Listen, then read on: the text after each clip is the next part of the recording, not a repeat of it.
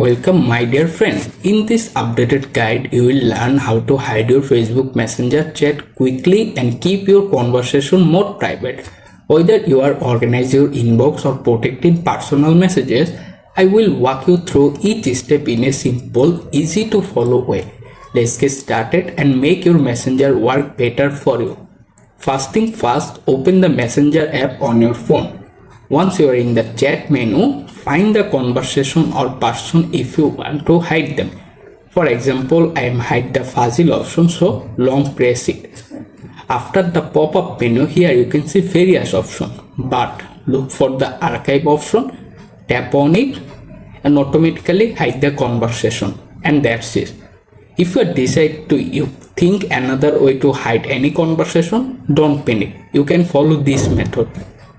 First of all, at the same time, you can long press any chat.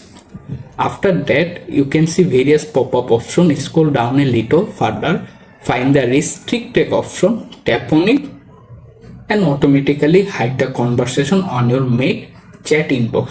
Thanks for watching. If this updated messenger guide helped you, please like, subscribe and turn on notification bell icon for more simple tech tutorial. Have question, leave a comment below and I will be happy to help. Bye.